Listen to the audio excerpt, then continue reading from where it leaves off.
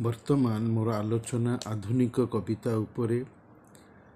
କବି ସରୋଜ ରଞ୍ଜନ ମହାନ୍ତିଙ୍କ ଦ୍ୱାରା ରଚିତ କାଗଜ ଡଙ୍ଗାର ଶୋକ କବିତା ଉପରେ ଏକ ଲିଖିତ ଆଲୋଚନା ପାଠ କରୁଅଛି। ପ୍ରସଙ୍ଗ ଦେଇଛି ବ୍ୟର୍ଥ ପ୍ରେମର ପରିଭାଷ୍ୟ କାଗଜ ଡଙ୍ଗାର ଶୋକ। ମଣିଷର ପ୍ରକୃତି ହେଉଛି କିପରି ଉପାୟରେ ନିଜର ବିଶେଷତ୍ୱକୁ ଅନ୍ୟ ନିକଟରେ ସୁନ୍ଦର ଢଙ୍ଗରେ ପରିପ୍ରକାଶ କରିବା। ଏହାଦ୍ୱାରା ମଣିଷ ଅପରଠାରେ ସହଜରେ ପ୍ରଭାବ ବିସ୍ତାର କରିପାରିବ, ଅନ୍ୟର ମନେ ରହିପାରିବ। ଏହି କଥା ଖାଲି ବ୍ୟକ୍ତିଗତ ଜୀବନରେ ନ ହୋଇ ଲେଖକର ଲେଖକୀୟ ତାର ସାହିତ୍ୟିକ ଜୀବନରେ ମଧ୍ୟ ପ୍ରକାଶିତ ହୋଇଥାଏ। ସରୋଜ ରଞ୍ଜନ ମହାନ୍ତିଙ୍କର କବି ଜୀବନରେ ତାଙ୍କର କାଗଜ ଡଙ୍ଗାର ଶୋକ କବିତାରେ ମଧ୍ୟ ସହଜରେ ଅଭିବ୍ୟକ୍ତି ଲାଭ କରିପାରିଛି। କବିତାର ନାମକରଣ ପଢ଼ି ସେହି କବିତାର ବିଷୟକୁ ପଢ଼ି ସାରିଲା ପରେ ତା ସମ୍ପର୍କରେ ଆଲୋଚନା ଲେଖିବାକୁ ସ୍ୱତଃ ଆକର୍ଷିତ ହୋଇ ପଡ଼ିଲି। କବିତାର ନାମକରଣ ଖାଲି ଭଲ ନୁହେଁ, ଆକର୍ଷଣୀୟ ନୁହେଁ, ମନୋମୁଗ୍ଧକର ନୁହେଁ, ମନଲାଖି ନୁହେଁ, କବିତାର ବିଷୟବସ୍ତୁ ମଧ୍ୟ କିଛି ଖରାପ ନୁହେଁ। ପ୍ରାଚୀନ କବିମାନେ ବର୍ଷା ଋତୁକୁ ନେଇ ଯେପରି କବିତା ଲେଖିଥିଲେ, ଆଧୁନିକ କବିମାନେ ବୌଦ୍ଧିକ ଢଙ୍ଗରେ ସେହିପରି ଜୀବନକୁ ଧ୍ୟେୟ ଆଧାର କରି ମଧ୍ୟ କବିତା ଲେଖିପାରନ୍ତି। କାଗଜ ଡଙ୍ଗାର ଶୋକ ତାର ଅପର ଦୃଷ୍ଟାନ୍ତ। ଏହି କବିତାରେ ବର୍ଷା ଋତୁର କଥା ଅଛି, ହେଲେ ଜୀବନ ସେଥିରେ ସମ୍ମିଳିତ ହୋଇ ରହିଛି। କବିବର ରାଧାନାଥଙ୍କର ବର୍ଷା କବିତା ଭଳି। ରାଧାନାଥ ବର୍ଷା ଋତୁ ସହିତ ମାନବ ଜୀବନକୁ ସହଜରେ ମିଶାଇ ଦେଇଥିବା ବେଳେ ଓଡ଼ିଆ ଅଧ୍ୟାପକ ରହିଥିବା ସରୋଜ ରଞ୍ଜନ ମହାନ୍ତି, ଯିଏକି ଝଙ୍କାରର ଏକଦା ସମ୍ପାଦକ ଥିଲେ, ବୁଦ୍ଧିଦୀପ୍ତ ଉପାୟରେ ଦୁର୍ବୋଧ୍ୟତାକୁ ସଂଯୁକ୍ତ କରି ବର୍ଷା ଋତୁର ମାର୍ଫତରେ ଜୀବନର ଦୁଃଖ କଥା କହିଛନ୍ତି। ଅନୁଭୂତି ତ ନିଶ୍ଚୟ ଅଛି, ପୁଣି ସେହି ଅନୁଭବରେ ପାଠକୀୟ ବୁଦ୍ଧିବୃତ୍ତିର ପ୍ରକାଶ କରିବାର ଚାହିଦା ଅବଶ୍ୟ ଅଛି। ନହେଲେ ପାଠକ କବିତା ବୁଝିପାରିବ ନାହିଁ। ବୁଝି ନ ପାରି ପଢ଼ିଲେ କବିତା ପଢ଼ିବାର ଦୁଃଖ ରହିଯାଏ। ଆଶ୍ୱସ୍ତି ମିଳୁନଥିବା କର୍ମ ମଣିଷ କରିବା ଅନୁଚିତ। କବିତା ପଢ଼ି ମୁଁ ଆଶ୍ୱସ୍ତି ପାଏ ଏବଂ ଏକ ସମୀକ୍ଷାର ଦୃଷ୍ଟି ସେଥିରେ ଥୋଇଦିଏ। କ୍ରିଟିକ୍ ଭ୍ୟୁରେ କବିତାକୁ ଦେଖେ। ସେଥିପାଇଁ କବିତା ମୋତେ ଆପ୍ୟାୟିତ, ଖୁସି କରାଏ। କିନ୍ତୁ ମୁଁ କବି ନୁହେଁ, ଧାଡ଼ିଏ ବି କେବେ କବିତା ଲେଖିନାହିଁ କି ଲେଖିବାକୁ ଆଗ୍ରହ ନାହିଁ। କିନ୍ତୁ ହୃଦୟଗ୍ରାହୀ କବିତାର ସମୀକ୍ଷା କରିବାକୁ ମୁଁ ଭଲ ପାଏ, ଖୁସି ହୁଏ। କାଗଜ ଡଙ୍ଗାର ଶୋକ ସେହି ଧରଣର କବିତା ମୋ ପାଇଁ। ପିଲାବେଳେ ପଢ଼ିଥିଲି କାଗଜ ଡଙ୍ଗା ଉପରେ ପଦ୍ୟଟିଏ, ଭାସିଯା ମୋର କାଗଜ ଡଙ୍ଗା ଭାସିଯା। ସେହି ତୃତୀୟ ଶ୍ରେଣୀର ସାହିତ୍ୟ ବହିର ପ୍ରଥମ ପାଠ ଥିଲା ଭାସିଯା ମୋର କାଗଜ ଡଙ୍ଗା ପଦ୍ୟ। କାଗଜ କି ନାଓ ନାମରେ ହିନ୍ଦୀରେ ସିନେମା ଅଥବା ଉପନ୍ୟାସ ସୃଷ୍ଟିଟିଏ ଥିବାର ମୋର ମନେ ପଡ଼ୁଛି। ଏ କବିତା ରଚନାର ଉତ୍ସ ମଧ୍ୟ ଉପରୋକ୍ତ ଅନୁରକ୍ତିରୁ କବିଙ୍କ ମନରେ ହୁଏତ ନିଶ୍ଚିତ ଆସିଛି। ବର୍ଷା ଋତୁରେ କାଗଜ ଡଙ୍ଗା କରି ଭସାଇବାର ଅନୁଭୂତିରୁ ହୁଏତ ଏ କବିତା ରଚନାର ଆଗ୍ରହ, ଆସକ୍ତି କବିଙ୍କ ମନରେ ଆସିଛି, ଯାହାକି ଜୀବନର ଏକ ସାଧାରଣ କଥା। କବିତାରେ କାଗଜ ଡଙ୍ଗା ନିଶ୍ଚିତରେ ମଣିଷ ହିଁ ଶୋକ କରେ, ଦୁଃଖ ପାଏ। ଯେହେତୁ ତାର ଜୀବନ ଅଛି, ପ୍ରାଣ ଅଛି, ଉପଲବ୍ଧି ଅଛି, ସେ ଜୀବନଧାରୀ। କାଗଜ ଡଙ୍ଗାର ଜୀବନ ନଥାଏ, ସେ ଏକ ନିର୍ଜୀବ ମନୁଷ୍ୟକୃତ ପ୍ରସ୍ତୁତ ବସ୍ତୁ, ମଣିଷ ହାତ ତିଆରି ସାମାନ୍ୟ ଜିନିଷ, ଶିଶୁ ଆମୋଦର ଅପର ଉପେୟ, କାଗଜ ଯାହାର ଉପାୟ। ମଣିଷକୁ କବି ଭାବ୍ୟ କଳ୍ପନାର ପ୍ରତୀକାତ୍ମକ ଦୃଷ୍ଟିରେ କାଗଜ ଡଙ୍ଗା କରିଛନ୍ତି। ମଣିଷ ହିଁ କବିତାର କାଗଜ ଡଙ୍ଗାର ଚିତ୍ରକଳ୍ପ, ତାର ସାଙ୍କେତିକ ଅଭିବ୍ୟକ୍ତି, ଭାବନାର ରୂପକ।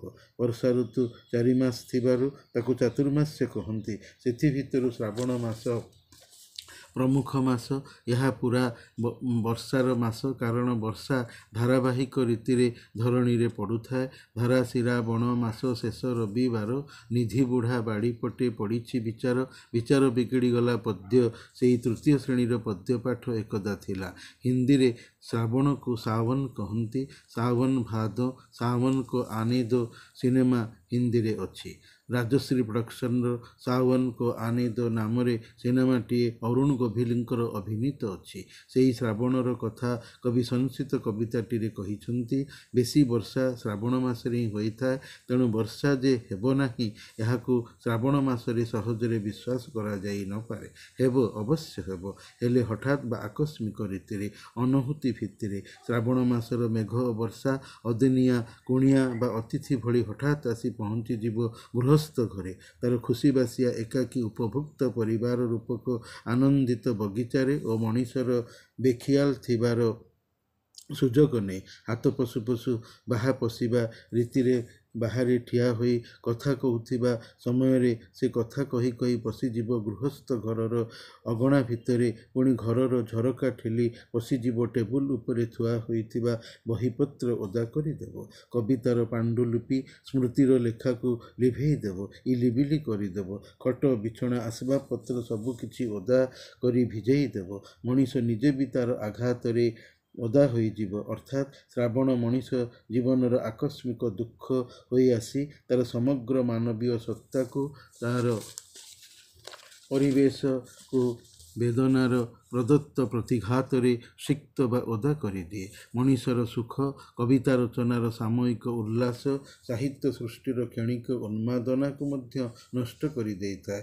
ଦୁଃଖ ଆସିଲେ ମଣିଷର ସାହିତ୍ୟ ସୃଷ୍ଟି ମଧ୍ୟ ରହେନା, ବନ୍ଦ ହୋଇଯାଏ, ଆଘାତପ୍ରାପ୍ତ ହୋଇଥାଏ। ଦୁଃଖ ଭାବନାର ଚିତ୍ତ ଅସ୍ଥିରତା ପାଇଁ। ଦୁଃଖ ମୁକ୍ତିର ଯୋଜନା ଯୋଗୁଁ ଧରାଶିରା ବଣ ଶ୍ରାବଣ ମଣିଷକୁ ଦୁଃଖ ଦେବାରେ ଓସ୍ତାଦ।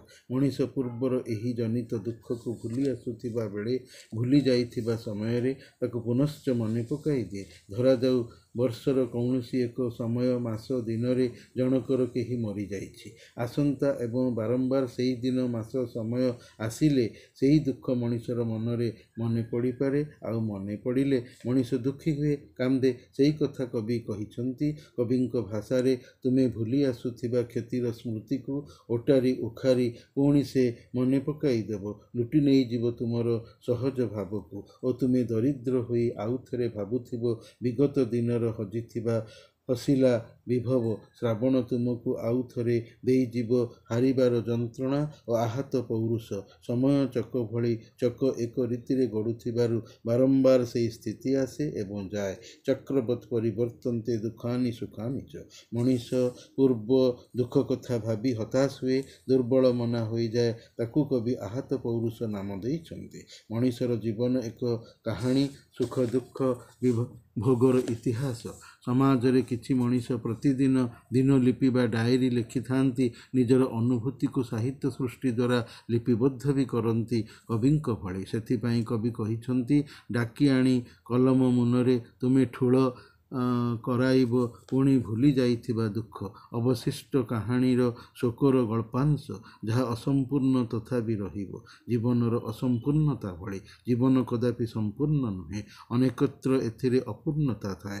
କବି ଶ୍ରାବଣ ମାସରେ ପ୍ରେମିକ ପ୍ରେମିକାଙ୍କର ବର୍ଷାରେ ଭିଜି ଭିଜି ପ୍ରେମ କରୁଥିବା ଦୃଶ୍ୟର ଅନୁଭୂତି କଥା ବର୍ଣ୍ଣିତ କରିଛନ୍ତି। ପ୍ରେମିକ ପ୍ରେମିକା ସିନା ପ୍ରେମ କରନ୍ତି, କିନ୍ତୁ ତାଙ୍କ ପ୍ରେମଟି ସଫଳ ହୋଇ ନ ଥିବାର ବେଦନା କଥାଟି କବିଙ୍କ ଭାଷାରେ ଏହିଭଳି। ଶ୍ରାବଣ ମେଘରେ ଭିଜି ତାର ଗୁଞ୍ଜନକୁ ଆପଣାର ପଣତ କାନିରେ ତୋଳି ବାନ୍ଧିବାକୁ ତୁମ ପ୍ରିୟ ବାନ୍ଧବୀଙ୍କ ବିଫଳ ପ୍ରୟାସ କଥା ସେ ମନେ ପକାଇ ଦେବ ଓ ତୁମେ ତାକୁ କେନ୍ଦ୍ର କରି ଫଗୁଣର ସୁଖ ସମ୍ଭୋଗର ଚିତ୍ର ଆଙ୍କିବାକୁ ଚେଷ୍ଟା କଲାବେଳେ ତୁମ ତୁଳି ଆଙ୍କୁଥିବ କ୍ୟାକ୍ଟସର ବା ଯନ୍ତ୍ରଣାର ଛବି।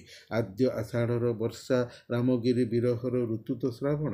ନିହତ ପ୍ରୀତିର ଋତୁ, କ୍ଷତ ଓ କ୍ଷତିର ଋତୁ, ରିକ୍ତ ଓ ରକ୍ତାକ୍ତ ହେବାର ଋତୁ। ଏବଂ ଶ୍ରାବଣ ଦୁଃଖ ବେଦନାର ସ୍ୱର। ଶିଳ୍ପୀ କାନଭାସରେ ତୁଳିରେ ଚିତ୍ର ଆଙ୍କେ, ଠିକ୍ ସେହିଭଳି ପ୍ରେମିକ ପ୍ରେମିକା ନିଜ ପ୍ରେମମୟ ଜୀବନର ଭବିଷ୍ୟତ ସ୍ୱପ୍ନର ଯୋଜନାର ତୁଳିରେ ଜୀବନର ଚିତ୍ର ଆଙ୍କିଥାନ୍ତି, କିନ୍ତୁ ତାହା ଜୀବନର ଓଲଟା ଫଳ ଦିଏ, ଅର୍ଥାତ୍ ପ୍ରେମ ବିଫଳ ହୋଇଥାଏ, ସଫଳ ହୋଇନଥାଏ। କ୍ୟାକ୍ଟସର କଣ୍ଟାଳିଆ ଗଛ ଭଳି ବିରହ ବେଦନାରେ ହୃଦୟ ଦହି ହୁଏ। ପୂର୍ବ ପ୍ରେମ କଥା ମନେ ପଡ଼ି ମନ ଘାଣ୍ଟି ହୁଏ, କାନ୍ଦେ, ବିଳାପ କରେ, ଠିକ୍ ଯେମିତି କାଳିଦାସଙ୍କର ମେଘଦୂତ। ସଂସ୍କୃତ କାବ୍ୟରେ ରାମଗିରି ପର୍ବତରେ ବିରହୀ ଯକ୍ଷର ଏକାକୀ ପ୍ରେମ ବେଦନାର ଆର୍ତ୍ତ ବିକଳ ଦୁଃଖ ଭଳି। କିମ୍ବା ନିରାଶେ ଜୀବନ ମୋ ବିତିଲା, ଆଶାର ବିରହିଣୀ ନଥିଲି ମୁଁ ଜାଣି ଶଙ୍ଖ ମହୁରୀ ଓଡ଼ିଆ ଚଳଚ୍ଚିତ୍ର ରେ ବାଣୀ ଜୟରାମଙ୍କର ବେଦନା ବିଧୁର କଣ୍ଠସ୍ୱର, କିମ୍ବା ଅନୁତାପ ସିନେମାରେ ନିର୍ମଳା ମିଶ୍ରଙ୍କର କଣ୍ଠସ୍ୱର। ନିଦ ହଜାରା রাতি মধু ঝরা জহ্ন ফিকা ফিকা ଏହି যোচনা তুমি নাহ সাথী আজি এই রাতি একা একা ভাল লাগে না ভাল লাগে না দূরে বহু দূরে নহি আর পারে বিরহীকে জুড়ে বইঁশির সুরে সেই সুরে হজি জোছনারে ভিজি খোঁজে মু তুমকু একা একা জি দূর চাঁদ তুমি বুঝিল তো নাহি কুমুদিনী মন বেদনা কুমুদিনী মন বেদনা ବ୍ୟର୍ଥ ପ୍ରେମ ଜୀବନକୁ କ୍ଷତ ଦିଏ କ୍ଷତି କରାଏ ଶୂନ୍ୟ ବା ରିକ୍ତ ଏବଂ ରକ୍ତାକ୍ତ ବା ହତ୍ୟା ବି କରିଥାଏ ଯାହାକି ଶ୍ରାବଣର ଦୁଃଖ ବା ବେଦନାର ସ୍ୱର ଯେମିତି ଆରତୀ ସିନେମାରେ ଆଶା ଭୋଁସଲେ ଗାଇଛନ୍ତି ଜହ୍ନ ଗତୁ ଲୋଚନା ଝରାଇଲୁ ଯୋଚନା মন খোঁজে যাহা লাগি মন খোঁজে যাহা লাগি সে তো কেবে বুঝে না জহ্ন গতু লোচনা ঝরাইলু যোচনা যদি কেবে আকাশরু তারা ফুল খসুছি নীরবরে ମୋ ଆଖିରୁ ଲୁହ ଧାର ଝରୁଛି ହଜିଲା ଦିନର କଥା ତୁମ ମନେ ପଡ଼େ ନା ହଜିଲା ଦିନର କଥା ତୁମ ମନେ ପଡ଼େ ନା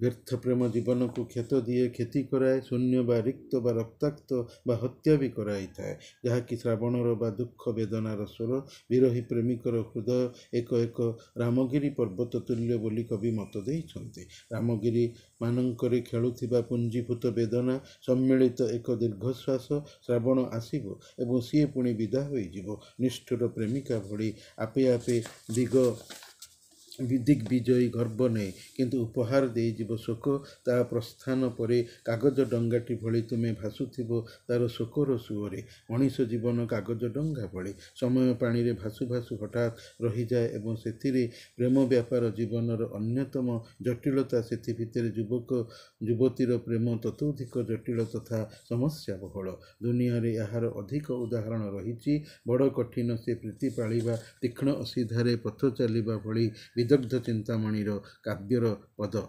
ତେବେ କବି ପ୍ରେମ ବ୍ୟାପାରରେ ପ୍ରେମିକାର ପ୍ରେମିକକୁ ଧୋକା ଦେଇଥିବା କଥା କହିଛନ୍ତି ସୂଚିତ କରିଛନ୍ତି ନଚେତ୍ କାହିଁକି କହିଥାନ୍ତି ନିଷ୍ଠୁର ପ୍ରେମିକା ଭଳି ବାକ୍ୟାଂଶକୁ ପ୍ରେମିକା ପ୍ରେମିକଠାରୁ ଜିତିଛି ପ୍ରେମର ଶେଷ ଅଂଶକୁ ପ୍ରେମିକକୁ ଛୁଆଇଁ ଦେଇନି ଗଡ଼ ଜିତିବାର ଗର୍ବ ଉଦ୍ଧତ ପ୍ରେମିକା ମନରେ ଅଛି ଆଉ ପ୍ରେମିକ ହୋଇଛି ଦୁଃଖର ଶ୍ରାବଣ ସୁଅର ସ୍ରୋତର ଜୁଆରରେ ଏକ ବେଦନା ବିଧୁର ଭିଜା କାଗଜ ଡଙ୍ଗାର ପରିକଳ୍ପନା এই নৌকা তুম আম জীবন তরি যেতে আসিলে সুখ দুঃখ জীবনী ডরি ଆଉ ସୌତୁଣୀର କଥାଚିତ୍ର ପରି ସଂକଳ୍ପବଦ୍ଧ ଯୁକ୍ତ ହୋଇପାରି ନାହିଁ ପ୍ରେମିକ ପ୍ରେମିକାଙ୍କ ସ୍ୱାମୀ ସ୍ତ୍ରୀ ପରିକଳ୍ପିତ ଉନ୍ମାଦିତ ଜୀବନରେ ତେଣୁ ସେଠି ଜୀବନ ରୂପକ କାଗଜ ଡଙ୍ଗାଟି ଶୋକ କରିବ ଏକା ଶୋକ ବିନା ତାର ଗତ୍ୟନ୍ତର ନାହିଁ ବିଫଳ ପ୍ରେମର ମର୍ମରିତ ଚିତ୍ର ବହନ କରିଛି କବିତାଟି କବିଙ୍କର ଏହି ନାମରେ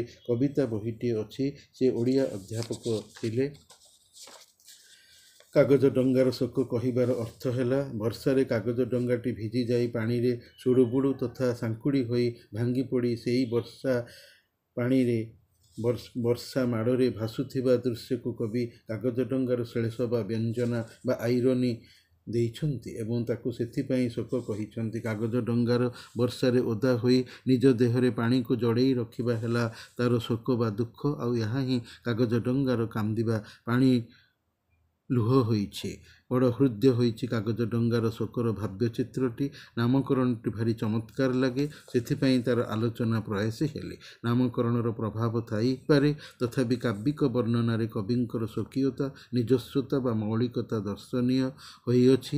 ଭାଷାର ଆବରଣ ଯୋଗୁଁ କବିତାଟି କଷ୍ଟବୋଧ୍ୟ ଜଣାଯାଇଥାଏ। ପାଠ୍ୟାନ୍ତର୍ଗତ ହେଲା ଭଳି କବିତାଟିଏ। 1942ରେ କବିଙ୍କର ଜନ୍ମ। କାଗଜ ଡଙ୍ଗାର ଶୋକ ବ୍ୟତୀତ ବାଇଗଣୀ ଋତୁ, ଫୁଲ ଫୁଟାଇବା ମନା ତାଙ୍କର ଅନ୍ୟ ଦୁଇଟି କବିତା ସଂକଳନ। ଜୀବନର ମିଶ୍ରିତ ସ୍ୱର ନେଇ ତାଙ୍କର କବିତାଗୁଡ଼ିକ ମୂର୍ତ୍ତିମନ୍ତ ରୂପ ଲାଭ କରିଛନ୍ତି। ପିଲାଙ୍କର କାଗଜ ଡଙ୍ଗା କରି ବର୍ଷା ପାଣିରେ ଭସାଇବାର ଖେଳ ଦୃଶ୍ୟରୁ କବି ବୋଧେ ସୁନ୍ଦର ଜୀବନଧର୍ମୀ କବିତାର ରଚନା କରିଛନ୍ତି। କାଗଜ ଡଙ୍ଗା ଯେବେ ନୂଆ ହୋଇ ଥିରି ଥିରି ପାଣିରେ ଭାସୁଥାଏ,